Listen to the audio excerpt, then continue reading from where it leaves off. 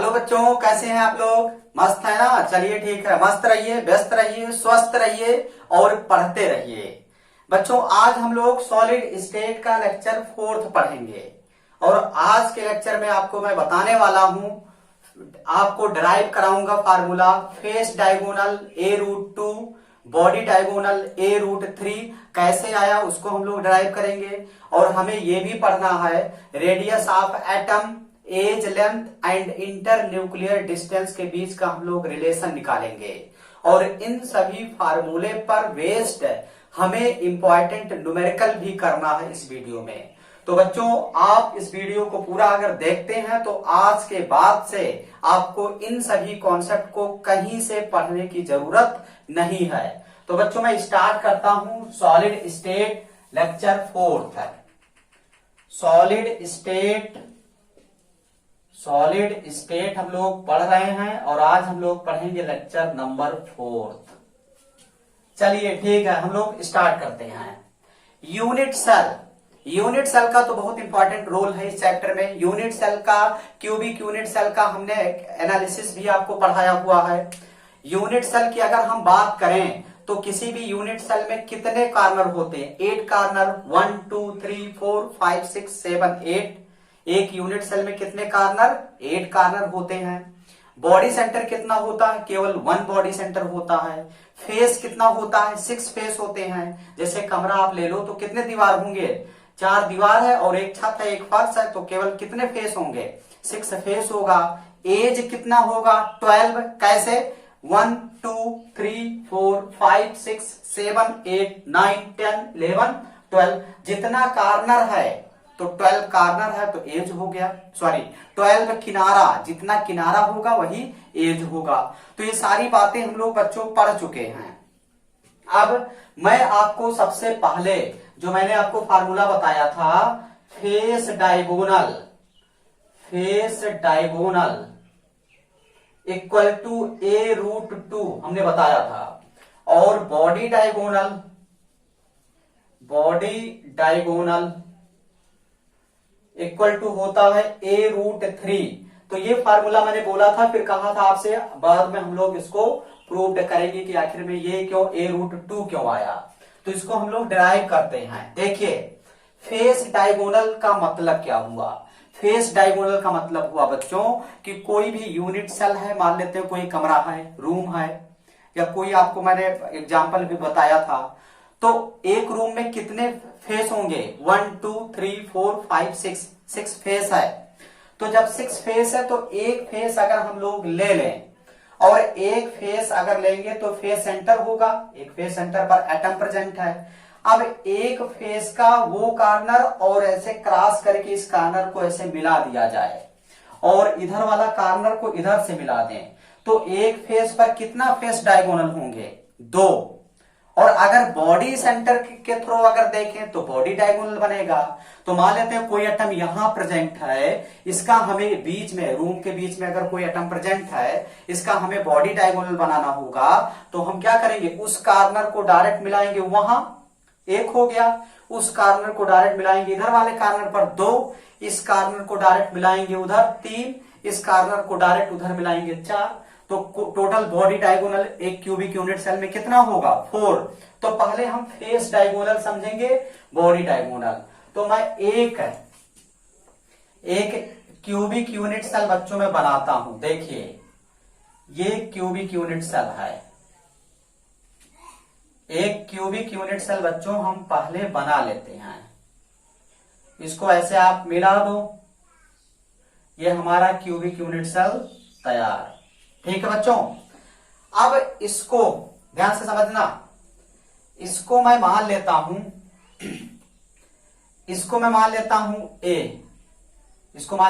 ए, और इस ऐसे यहां एटम प्रेजेंट है, कार्नर 8 कार्नर है, 8 कार्नर पर एटम प्रेजेंट हो गया। अब इसको मैं ए मान लूं और इसको मैं बी मान लूं और इसको मैं सी मान लूं और इसको मैं डी मान लूं। ध्यान देना, A B C D 4 option मैंने ऐसे सेलेक्ट कर लिया। अब इसको ये वाला पोर्शन अगर हम उठाएं तो यही तो फेस है ऊपर वाला फेस है, इधर वाला फेस है, कितने फेस होंगे, एक इधर वाला फेस, ये ऊपर उठा लो ये भी फेस, नीचे एक है ये भी फेस, पीछे अगर ये वाला पोर्शन अगर कट कर दें वो भी फेस है, ये वाला कट करेंगे ये भी फेस है। तो फेस क्या है, ये तो फेस है। अब इसका अगर हम लोग ये फेस अगर मान लेते हैं, ये वाला पोर्शन फेस है, तो अगर इसको ऐसे हम कट करके ऐसे मिलाएं तो इसका मतलब फेस डायगोनल बन रहा है, और इसको ऐसे मिला देंगे तो ये भी फेस डायगोनल हो।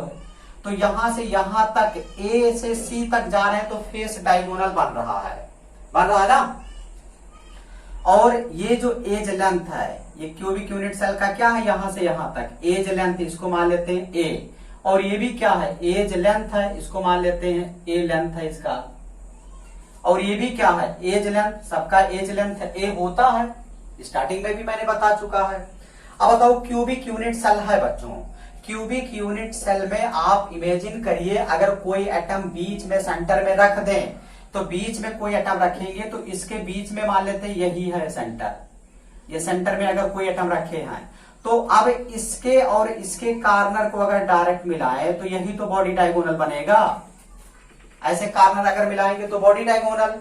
तो ये वाला जो पार्ट है इसको हम बोलेंगे बच्चों बॉडी डायगोनल। क्या है, बॉडी डायगोनल। और वैसे तो बॉडी डायगोनल 4 होंगे, इसको एक बार मिला दो, फिर इसको मिला दो, फिर इसको मिला दो, फिर इसको मिला दो, ऐसे 4 बनेंगे। तो एक बॉडी डायगोनल केवल हमें लेना है, ठीक है। ये बॉडी डायगोनल हो गया, और ऊपर जो मैंने इसको मिलाया हुआ है ये क्या है, ये फेस डायगोनल है, फेस डायगोनल है। बात समझ में आया। तो अब यहां देखिए ट्रायंगल बन रहा है। अगर हम बात करें triangle A B C, A B C, देखिए ट्रायंगल ए बी सी की अगर हम बात करें तो पाइथागोरस थ्योरम क्या कहता है कि ए सी का स्क्वायर क्या कहेगा, ए सी का square equal to A B का square equal to A B का स्क्वायर प्लस बी सी का स्क्वायर, होगा कि नहीं, बी सी का स्क्वायर। अच्छा ए बी के जगह पर हम क्या रखेंगे, एज लेंथ है, इसको ए माने स्मॉल ए, तो यहां हम रखेंगे ए स्क्वायर, और प्लस बी सी के जगह पर क्या रखेंगे, स्मॉल ए, ये भी है, तो ए स्क्वायर, और इसको सॉल्व करेंगे तो ए सी स्क्वायर इक्वल टू हो जाएगा 2a स्क्वायर, यानी ए सी इक्वल टू हो जाएगा बच्चों, ये रूट में आ जाएगा, ये बाहर आ गया तो a√2, ये क्या हो गया, a√2। और AC है क्या,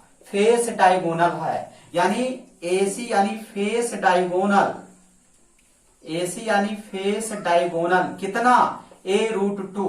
तो मैंने कहा था इसको अभी आप याद करो, हमने इसको निकाल लिया। अब यहां देखिए बच्चों, बॉडी डायगोनल हम लोग समझते हैं, कैसे डराइव करोगे बॉडी डायगोनल का फार्मूला, a√3। तो बॉडी डायगोनल में भी तो ट्राइंगल बन रहा है, ट्राइंगल देखिए यहां से ADC, यहां देखो ये ट्राइंगल बन रहा है ना, ऐसे ले जाइए आप, ACD, देखो ACD फिर A मिला दो तो ट्राइंगल बना। तो क्या रखोगे, ADC में क्या होगा, क्या होगा बताइए, AD, बॉडी डायगोनल AD का स्क्वायर, पाइथागोरस थ्योरम में तो कहता है AD square equal to AC square, AC का स्क्वायर प्लस CD का स्क्वायर, CD का स्क्वायर होगा कि नहीं होगा बताइए, CD का स्क्वायर। अच्छा ये बताओ AD का स्क्वायर इक्वल टू AC के जगह पर हम क्या रख सकते हैं, हम रख सकते हैं a√2, तो यहां हम रखेंगे a√2 का स्क्वायर, और प्लस CD के जगह पर क्या रखेंगे, CD के जगह पर रखेंगे a, तो यहां हो जाएगा a का स्क्वायर। तो जब इसको सॉल्व किया जाएगा तो बताओ क्या होगा, a√2 का स्क्वायर यानी 2 आ गया, और a square plus a square, यहां a स्क्वायर कॉमन ले लिया जाए तो हो जाएगा 2 + 1 और a स्क्वायर, और इसको सॉल्व करोगे तो 3a स्क्वायर हो जाएगा, AD square equal to 3a square, और इसको और देखोगे सिंप्लीफाई करोगे तो AD इक्वल टू हो जाएगा, a बाहर आ गया a और √3, और AD क्या है, AD इज ये बॉडी, AD है बच्चों बॉडी डायगोनल। बात समझ में आया। तो फेस डायगोनल हम लोग निकाल चुके हैं, हम लोग बॉडी डायगोनल निकाल चुके हैं। थोड़ा सा स्ट्रक्चर आपको समझना है, इमेजिनेशन पर डिपेंड है। जिसका इमेजिनेशन पावर स्ट्रांग होगा वो आसानी से इसको समझ जाएगा। ठीक है बच्चों, तो आपको ये ध्यान देना है। ऊपर वाला क्या फेस, ऊपर वाला जो पोर्शन है वो फेस हो गया। फेस को अगर ऐसे मिला दो कार्नर तो फेस डायगोनल, और फेस डायगोनल यहाँ एसी है। तो आप पाइथागोरस, यहाँ ट्राइंगल बना तो पाइथागोरस थ्योरम लगाएंगे तो ये आ गया। और फिर यहाँ देखिए एडी जो जा रहा है ये बॉडी डायगोनल होगा। अब इस कमरे का उधर वाला कार्नर मिलाएंगे तो ये बीच वाले एटम को टच करके एक लाइन जाएगी ना, तो वही बॉडी डायगोनल हुआ। तो किसी भी यूनिट सेल में 4 बॉडी डायगोनल होते हैं। और फेस कितना होगा, फेस तो 6 है, लेकिन एक फेस में कितने डायगोनल बनेंगे, 1 2। तो फेस डायगोनल कितने, 2 एक फेस में, तो 6 फेस है तो 12 बॉडी फेस डायगोनल हो जाएगा। तो बात समझ में आ गया। चलिए इसका आप जल्दी से स्क्रीनशॉट लीजिए, फिर मैं जल्दी से आगे बढ़ता हूं। जल्दी से इसका स्क्रीनशॉट लो, फिर मैं आगे बढ़ता हूं। ठीक है, ओके।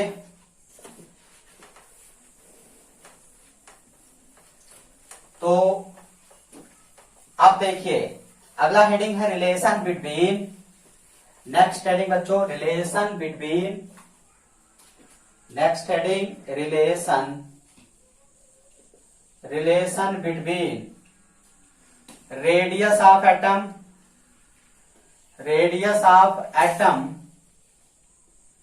एज लेंथ,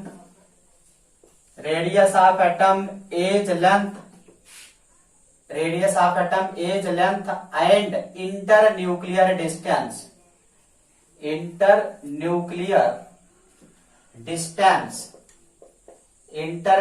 डिस्टेंस, या इसी को बोलते हैं बच्चों नियरेस्ट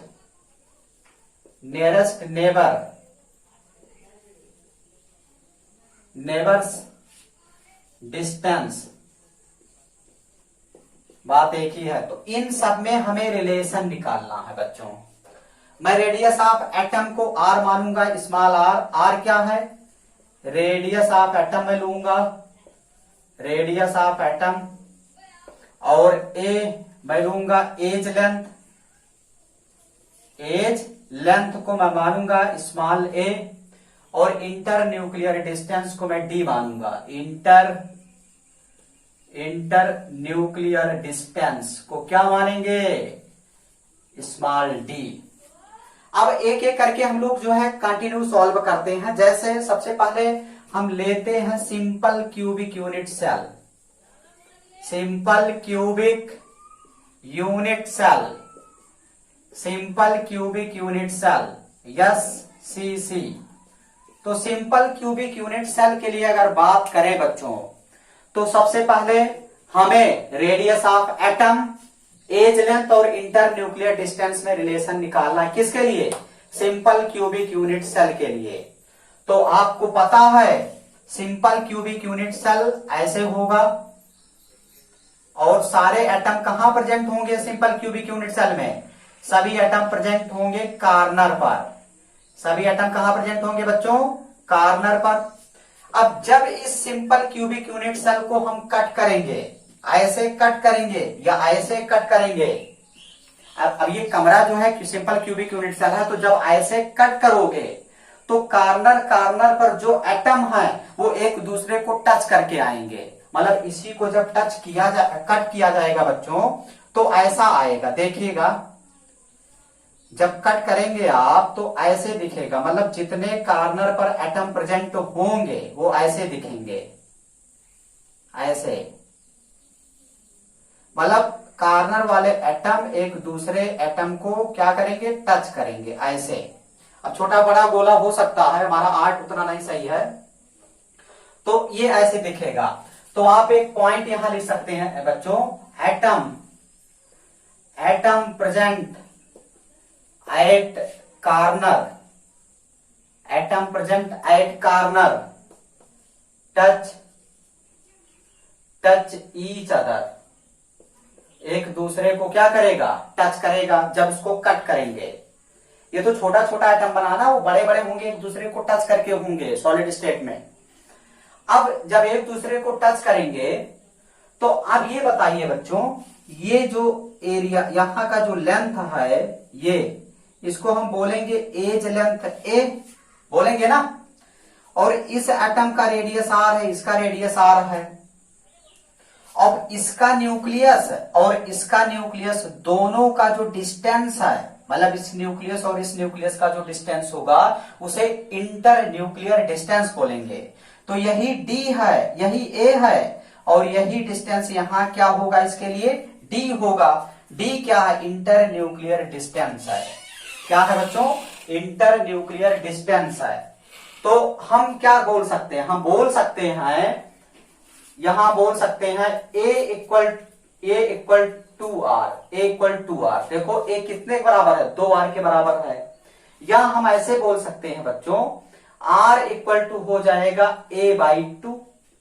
r इक्वल टू क्या होगा, a/2। या तो हम ऐसे भी बोल सकते हैं, अब बताइए d इक्वल टू 2r है तो d इक्वल टू क्या हो जाएगा, d इक्वल टू हो जाएगा बच्चों a/2, बोल सकते हैं ना। d इक्वल टू यहां क्या हो जाएगा, a/2, सॉरी d बराबर, दोनों बराबर है ना। तो d अगर हम देखें तो यहां देखो a और d तो दोनों सेम है, सेम है। तो इसी फार्मूले से तो आएगा d इक्वल टू क्या है, 2r है। तो r इक्वल टू हो जाएगा d/2, inter nuclear distance divide by 2। तो बहुत सिंपल सा फार्मूला यहां बन रहा है, आपको ये पता होना चाहिए। मतलब सिंपल क्यूबिक यूनिट सेल के लिए ए मतलब एज लेंथ इक्वल टू होगा 2r, या इंटर न्यूक्लियर डिस्टेंस होगा किसके, 2r के बराबर होगा। तो r बराबर क्या हो जाएगा, d/2, क्या हो जाएगा, d/2। बात समझ में आया। तो ये आपको पता होना चाहिए बच्चों सिंपल क्यूबिक यूनिट सेल के लिए। नेक्स्ट हम लोग इसको आप नोट करिए, फिर हम लोग देखते हैं face centred cubic unit cell का। तो मिटा रहे, देखिए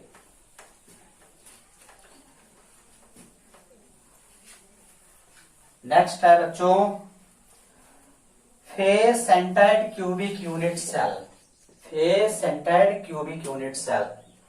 सेकंड है face centred cubic unit cell, FCC। Face centred cubic unit cell FCC की अगर हम बात करें तो समझिएगा, अगर हम face centred cubic unit cell अगर लेंगे तो एटम कहां प्रेजेंट होंगे, कार्नर पर प्रेजेंट होंगे, 8 कार्नर पर प्रेजेंट होंगे। और कहां एटम प्रेजेंट होंगे, वो फेस पर भी प्रेजेंट होंगे। तो हमें फेस की बात करना, तो अगर हम कोई FCC यूनिट सेल को ब्रेक करें, काटें, तो काटेंगे तो एक फेस हमें दिखेगा ना।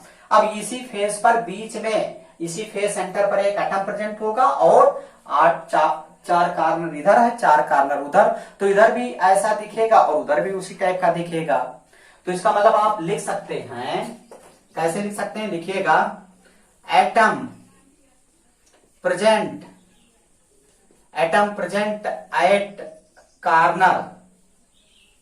अगर कार्नर पर एटम प्रेजेंट है तो जब फेस सेंटर में जब प्रेजेंट होगा, आप ध्यान से देखिए, स्ट्रक्चर ध्यान से भी देखेंगे तो समझ में आ जाएगा। स्ट्रक्चर अभी मैं बना रहा हूं।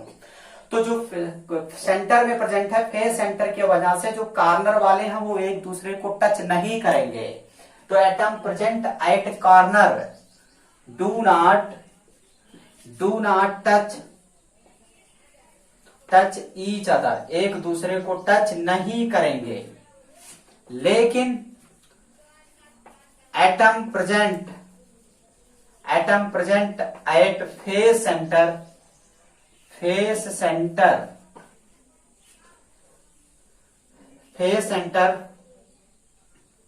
टच एटम प्रेजेंट एट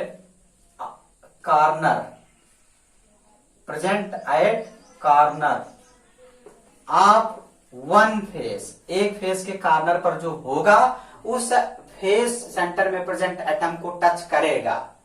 जैसे बच्चों अगर हम फेस FCC का स्ट्रक्चर बनाए तो ऐसे ही तो बनेगा। FCC का स्ट्रक्चर अगर हम बनाए तो पिछले क्लास में मैं आपको सिखा चुका हूं, ऐसे बनेगा, देखिए बना। और सभी कार्नर पर एटम प्रेजेंट हैं। कहां प्रेजेंट है? सभी कार्नर पर एटम प्रेजेंट हैं। कितने कार्नर हैं? 8 कार्नर देखिए, 1 2 3 4 5 6 7 8। और फेस पर भी प्रेजेंट है। ये फेस ले लीजिए, इसका फेस ले लो, ये ले लो, इसका फेस अगर ये वाला पोर्शन लोगे तो ये फेस हो गया, नीचे एक फेस है, ये हो गया, ऊपर इस कट करो तो एक फेस यहां हो गया, और ऊपर एक फेस, एक नीचे दबा हुआ है, ये वाला पोर्शन कट कर दो तो 6 फेस हो जाएगा। तो जब इसको कट करेंगे, मान लिया जब ऐसे कट करेंगे तो ये चारों एटम आएंगे, बीच वाला एटम आएगा, तो ऐसे कट करके दिखेगा। देखिए ऐसे दिखेगा, जब हम कट करेंगे बच्चों तो ऐसे दिखेगा। देखिएगा, एक फेस सेंटर में एटम प्रेजेंट हो गया और सभी कार्नर पर ऐसे एटम प्रेजेंट होंगे। ऐसे हमारा जो है एटम थोड़ा छोटा बड़ा बन सकता है, लेकिन आप अच्छे से अपने नोट्स में बना लीजिएगा।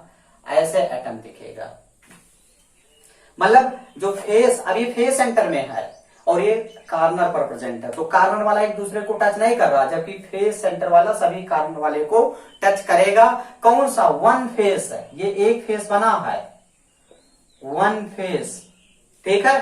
तो अगर बच्चों इस कार्नर को मैं मिला दूं, एक फेस ये है ना, तो इस कार्नर को अगर हम ऐसे मिला दें तो ये क्या हो जाएगा? Face diagonal.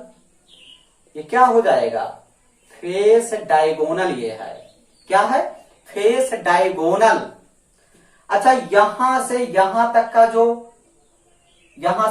का जो डिस्टेंस है वो रेडियस ऑफ दिस एटम, इसका रेडियस हो गया, और यहां से यहां तक का एक रेडियस इस एटम का पूरा हो गया ना, तो ये एक रेडियस इधर हो गया, एक रेडियस इधर, इस एटम का रेडियस कहां तक आएगा? इधर।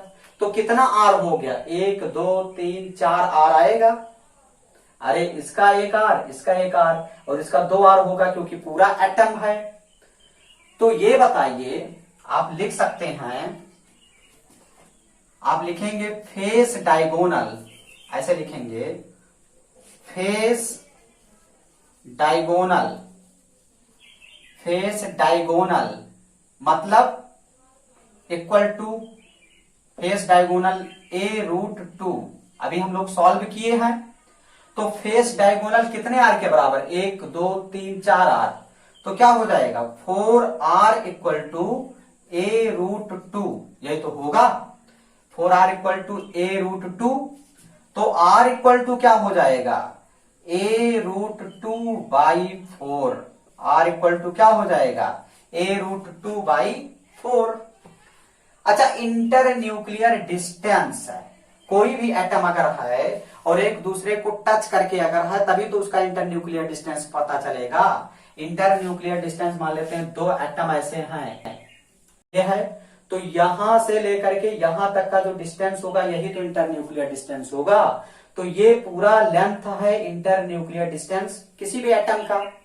तो ये कितने के बराबर? 1 आर, तो यानी D इक्वल टू कितने आर के बराबर? 2 आर के बराबर। मतलब जब टच करेगा तभी तो इंटर न्यूक्लियर डिस्टेंस पता चलेगा। तो यानी आपको पता है D इक्वल कितना? 2 आर। तो R इक्वल कितना हो जाएगा? R इक्वल टू हो जाएगा D/2। तो यहां R के जगह पर D/2 अगर आप रखोगे, अगर यहां वैल्यू रखोगे तो D इक्वल टू नीचे हो जाएगा, कटेगा a√2/2। तो देखिए यहां आपको रेडियस पता चल गया एटम का रेडियस आप निकाल रहे हो। तो अगर 2 एटम एक दूसरे को टच करके हैं तो उसका इंटर न्यूक्लियर डिस्टेंस D आप निकाल रहे हो। तो दोनों फार्मूला बहुत इंपॉर्टेंट है। अगर FCC अगर दे रहा है, कोई भी एटम है, अगर FCC दिया जाए बच्चों, तो FCC का आप इंटर न्यूक्लियर डिस्टेंस आसानी से निकाल ले जाओगे। इंटर न्यूक्लियर डिस्टेंस कितना आ रहा है FCC का? a√2/2। और फिर उसमें एटम का रेडियस कितना आएगा? a√2/4। कॉन्सेप्ट की बात यह है, ध्यान से देखना, रेडियस अगर एक ही टाइप का एटम हो तो रेडियस आप r इक्वल टू a√2 लगा दोगे /4। अगर मान लेते हैं एटम ना हो, अगर कोई मतलब कंपाउंड हो, जैसे कैटायन एनायन से मिलकर के बना हो, तो रेडियस, कैटायन का रेडियस और एनायन का रेडियस वो सेम थोड़ी होंगे, वो अलग अलग भी हो सकते हैं। तो रेडियस ऑफ कैटायन और एनायन वो अलग फार्मूला लगेगा। तो पहले मैं इसको डराइव कर रहा हूं, फिर आपको कंडीशन समझाऊंगा, तो आप इसको नोट करिए, फिर मैं देखता हूं बीसीसी। अभी बता रहे हैं। अगला हेडिंग बच्चों आप लिखेंगे BCC, body centred cubic unit cell. Body centred cubic unit cell, body centred cubic unit cell. Next heading है body centred cubic unit cell, body centred cubic unit cell BCC, body centred cubic unit cell BCC. अच्छा ये बताइए, body centred cubic unit cell, इसका मतलब atom कैसे होगा, sorry unit cell कैसे होगा, ऐसे ऐसे आप यूनिट सेल बनाएंगे। एटम कहां कहां प्रेजेंट होंगे, सबसे पहले एटम तो कार्नर पर प्रेजेंट होंगे, सभी कार्नर पर एटम होंगे, यहां होगा ना, चलो प्रेजेंट है। और एटम बॉडी सेंटर में प्रेजेंट होगा, मतलब यही बॉडी हो गया इसका बॉडी सेंटर। तो बॉडी सेंटर यानी सभी कार्नर को, सभी आठ कार्नर जो है, चार कार्नर को जब क्रॉस करके अपोजिट करके मैं मिलाऊंगा तो 4 बॉडी डायगोनल बनेगा। तो इसको जब इसको बच्चों जब कट करेंगे तो कार्नर वाला एक दूसरे को टच नहीं करेगा। क्यों?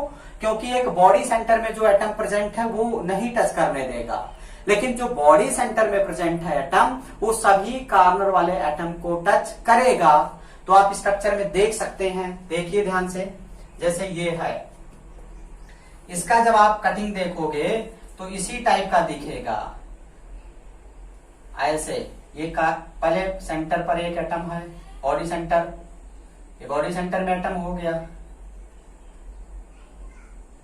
ऐसे।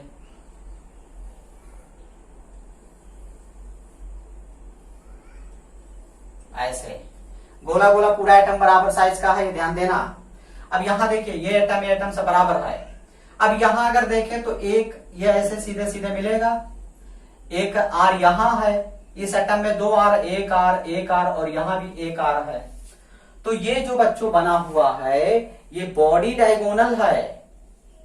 ये क्या है? बॉडी डायगोनल, मतलब ऐसे कमरा है, रूम है, और इसको ऐसे बीच से जब कट करेंगे तो कार्नर वाले एटम दिखेंगे 4, इधर कार्नर वाला 4 दिखेगा, प्लस जो सेंटर में एटम है वो आधा इधर हो जाएगा, आधा उधर, तो सेंटर वाला आधा। और ये मतलब सबसे सोचने वाली बात है, इमेजिन करिए आप, एफसीसी का जैसे स्ट्रक्चर दिख रहा है उसी टाइप का बीसीसी का भी दिख रहा है। आप कंफ्यूज नहीं होना है, क्योंकि आप देख नहीं सकते हो इमेज में। मैं यहां देखिएगा, अभी आगे मैं दिखा रहा हूं इमेज में, अभी स्क्रीन शॉट में करके दिखाऊंगा। अब यहां इसको दोनों का स्ट्रक्चर सेम है, बॉडी डायगोनल उसी को मान लिया। इसी कमरे को जब टच करोगे तो जो बॉडी सेंटर में जो एटम प्रेजेंट है उसका आधा भाग आधे कमरे में रहेगा, आधा उधर चला जाएगा, और कार्नर वाले एटम 4 इधर होंगे, 4 उधर जाएंगे, तो वही स्ट्रक्चर यहां बन गया है। तो देखिए इसका मतलब ये हुआ बच्चों, atom present at body centre do not touch कर रहा है, body centre touch atom present at corner. मतलब जो एटम बॉडी सेंटर में प्रेजेंट है वो टच करेगा जो कार्नर पर प्रेजेंट है, लेकिन जो कार्नर पर प्रेजेंट है, यही same line, atom present at corner do not touch each other, एक दूसरे को टच नहीं करेगा। देखो टच कर रहा है, नो, लेकिन बॉडी सेंटर में सारे कार्नर वाले टच कर रहे हैं। तो ये बताओ, बॉडी डायगोनल इक्वल टू क्या पता है? A√3 अभी हम लोग निकाले हैं। तो body diagonal 1 R 2 R 3 4 4 R है ना, तो 4R इक्वल टू A√3, तो R इक्वल टू A√3/4, यही तो आएगा। अच्छा ये बताइए, इन्हीं एटम को अगर हम इंटरन्यूक्लियर डिस्टेंस निकालना चाहें, तो ये तो इंटर न्यूक्लियर डिस्टेंस हुआ नहीं, इसको नजदीक हमें करना पड़ेगा। तो जब दो एटम को हम नजदीक करेंगे तभी तो इंटर न्यूक्लियर डिस्टेंस मिलेगा। तो ये हमारा है इंटर न्यूक्लियर डिस्टेंस, तो कितने के बराबर, आर आर। तो D equal to inter nuclear distance D equal to हो जाएगा 2r। तो R इक्वल टू क्या हो जाएगा, D/2। तो यहां R, अगर यहां R का वैल्यू रखोगे तो क्या हो जाएगा, D इक्वल टू A√3/2 हो जाएगा कि नहीं। तो अब यहां देखिए बहुत ही इंटरेस्टिंग फार्मूला आ गया, R इक्वल टू A√3/4 और D equal to A√3/2, A√3/2। तो ये आपको पता होना चाहिए। अगर आपको ये फार्मूला नहीं पता होगा फिर आप न्यूमेरिकल आप सॉल्व नहीं कर पाओगे बच्चों। बहुत ही इंपॉर्टेंट है, ये आपको पता होना चाहिए। आप ध्यान दोगे, कार्नर वाले एक दूसरे को टच नहीं करेंगे, जबकि जो बॉडी सेंटर में होगा वो कार्नर वाले को टच करेगा। तो ये आप इस तरीके से डिराइव कर सकते हैं। तो अगर रिलेशन देखा जाए बच्चों, अगर रेशियो देखें या सबका रेशियो अगर निकालें, किसका किसका निकालें, रेडियस रेडियस का ratio of SCC, PCC and FCC, radius of SCC और radius of BCC and radius of FCC। तो क्या होगा, रेडियस ऑफ SCC क्या आया था बताइए, आया था R इक्वल टू A/2, ये तो निकला था (2). अगर इसका हम लोग निकालें तो इसके केस में क्या आया था बताइए, RSCC, इसके केस में क्या आया था RBCC, क्या आया A√3/4, ये तो होगा A√3/4। और अगर इसका हम लोग देखें RFCC तो A√2/4, ये तो होगा।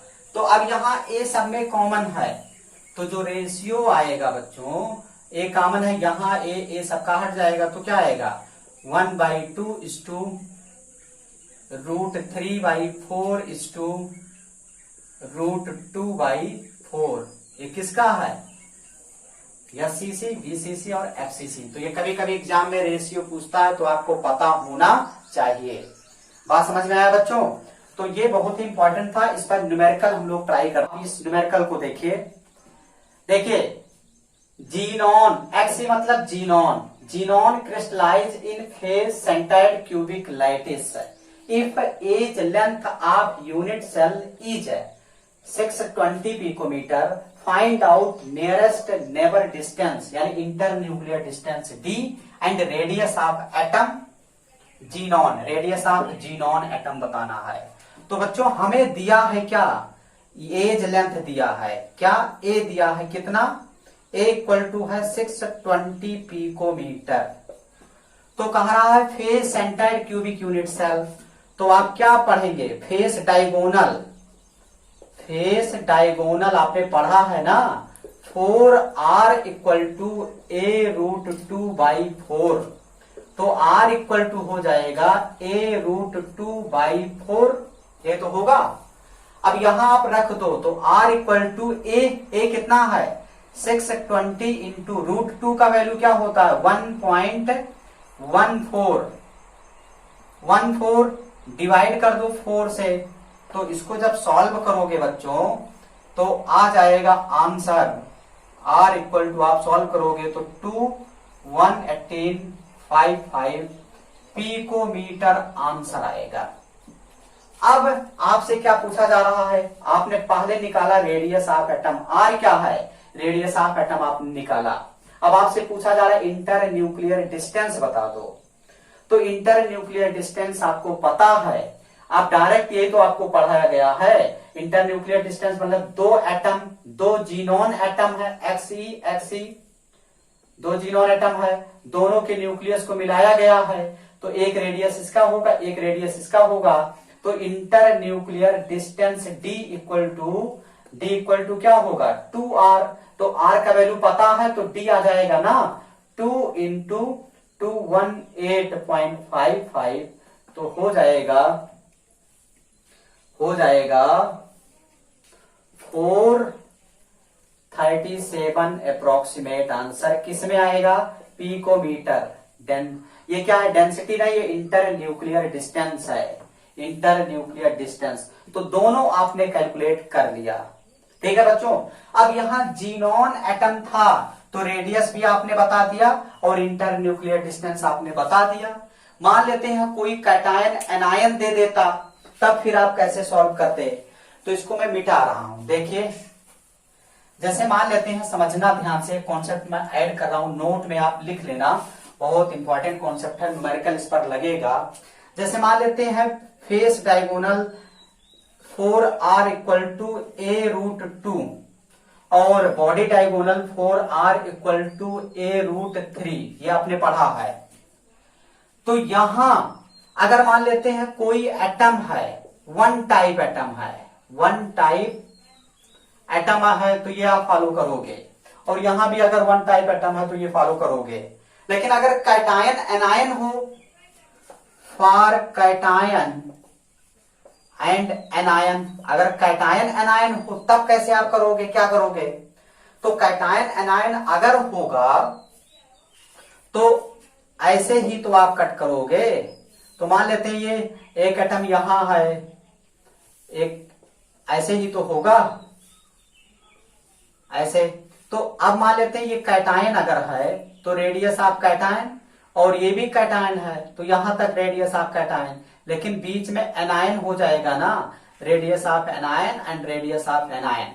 मतलब ये जो कॉर्नर पर है रेडियस ऑफ कैटायन है, ये रेडियस ऑफ कैटायन, लेकिन बीच में जो एटम है वो एनायन है, तो R A radius of anion हो जाएगा। तो जो आप आर 4r मानते थे, आपको मानना पड़ेगा क्या, दो कैटायन का रेडियस और दो एनायन का। तो 2 radius of cation plus 2 radius of anion equal to किसके, a√2। मान लेते हैं कोई FCC है, आप FCC की अगर बात करोगे तो फेस डायगोनली आएगा, और वहां कैटायन एनायन अगर बात करेंगे तो यहां 2 अब कॉमन ले लिया ना, तो 2 अगर कॉमन लोगे तो radius of cation plus radius of anion equal to a√2। तो radius of cation plus radius of anion equal to a√2/2 हो जाएगा। तो ये अब यहां ध्यान देना। अब यहां तो रेडियस ऑफ कैटायन भी तुमसे पूछा जा सकता है, रेडियस ऑफ एनायन भी पूछा जा सकता, एज लेंथ दे देगा, या हो सकता है ये सब दे दे, एज लेंथ पूछ ले, तो किसी भी टाइप का न्यूमेरिकल पूछा जाएगा। अच्छा अब ये है क्या, रेडियस ऑफ कैटायन और एनायन, दो कैटायन एनायन अगर रखा गया है ऐसे, तो मान लेते हैं ये कैटायन है, रेडियस ऑफ कैटायन, ये रेडियस ऑफ एनायन है, तो यही तो है इंटर न्यूक्लियर डिस्टेंस डी। तो इसी को आप बोल सकते हो inter nuclear distance, inter nuclear distance यही है, क्या है, inter nuclear distance RC plus RA, या radius of cation plus radius of anion equal to a√2/2 हो जाएगा। बात समझ में आया। और रेडियस ऑफ एटम a√2/4 हो जाएगा। तो ये ध्यान देना, बहुत इंपॉर्टेंट बात है। अच्छा अगर वन टाइप का एटम होता तो R इक्वल टू इसी से हमें मिल जाता, क्या, R इक्वल टू a√3/4, ये मिल जाता आसानी से। लेकिन अगर कैटायन एनायन हो तो लिखेंगे आप फॉर कैटायन एंड एनायन। अगर कैटायन एनायन की बात की जाए तो कैटायन एनायन की बात अगर हम करें तो बॉडी डायगोनल जब हम लोग कट किए थे तो एक एटम बॉडी सेंटर में प्रेजेंट था और कार्नर पर भी एटम प्रेजेंट थे, तो कार्नर वाले बॉडी सेंटर वाले को टच कर रहे थे लेकिन कार्नर वाले को टच नहीं कर रहे थे। तो यहां से यहां तक मान लेते हैं ये रेडियस ऑफ कैटायन है, और यहां से यहां तक मान लेते हैं रेडियस ऑफ कैटायन है, और यहां जो है रेडियस ऑफ एनायन और रेडियस ऑफ एनायन जो सेंटर में है वो एनायन है, तो यहां दो रेडियस बनेगा ना, बनेगा कि नहीं। तो radius of cation cation 2, radius of anion anion 2, तो 4r के जगह पर हम लिख सकते हैं radius of cation plus 2 radius of anion equal to a√3 लिख सकते हैं ना, 2 को कॉमन लो तो हो जाएगा radius of cation plus radius of anion equal to a√3। तो radius of cation plus radius of anion equal to a√3/2। तो ये ध्यान देना। अब यहाँ रेडियस ऑफ कैटायन पूछे तो इसको उधर ले जाएंगे, रेडियस ऑफ एनायन उधर चला जाएगा, रेडियस ऑफ एनायन पूछे कैटायन माइनस कर देंगे, तो आसानी से न्यूमेरिकल आप लगा ले जाओगे। अगर आपको ये कॉन्सेप्ट नहीं पता होगा फिर आप न्यूमेरिकल में फंस जाओगे। तो अगला न्यूमेरिकल बच्चों हम फिर ट्राई करते हैं। अगला न्यूमेरिकल आप लिखेंगे। तो बच्चों ये न्यूमेरिकल है अगला, देखिए ammonium chloride crystallizes in BCC body centre cubic unit cell with a unit distance of 387 picometre, यानी एज लेंथ दे दिया है। एज लेंथ क्या दिया है, इक्वल टू दिया है 387 पिकोमीटर।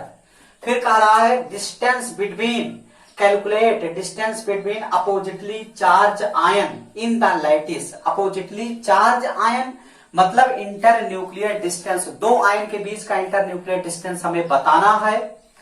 अब दूसरा क्या कह रहा है, radius of cation if the radius of anion दिया हुआ है 181 पिकोमीटर। तो बताइए BCC, तो बॉडी डायगोनल आपको पता है, बॉडी डायगोनल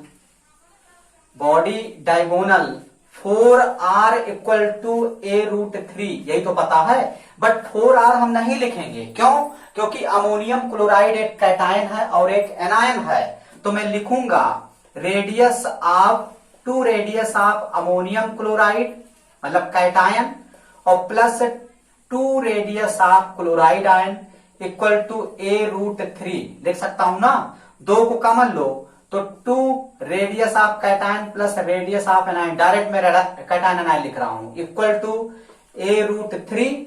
तो radius of cation plus radius of anion equal to a√3/2। तो यही तो इंटर न्यूक्लियर डिस्टेंस है, डिस्टेंस बिटवीन अपोजिटली चार्ज, यही तो पूछा जा रहा है। तो यहां आप रख दो, ए का वैल्यू कितना दिया है 387 इंटू √3 का वैल्यू होता है 1.71 अप्रोक्सीमेट, डिवाइड कर दो 2 से तो आंसर आपको मिल जाएगा। यहां जो आंसर बच्चों आएगा radius of cation plus radius of anion या इंटर न्यूक्लियर डिस्टेंस आया। आंसर आप कैलकुलेटर यूज कर सकते हैं, आप सॉल्व करिए 335 अप्रोक्सीमेट आएगा आंसर, 335 कैलकुलेटर आप यूज करोगे पिकोमीटर में। अब इंटर न्यूक्लियर डिस्टेंस आ चुका।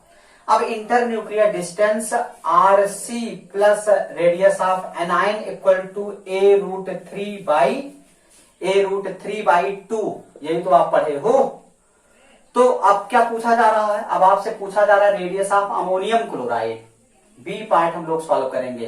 तो रेडियस ऑफ कैटायन यानी ammonium chloride, ammonium ion equal to हो जाएगा a√3/2 और ये इधर आएगा तो माइनस रेडियस ऑफ एनायन यानी क्लोराइड आयन।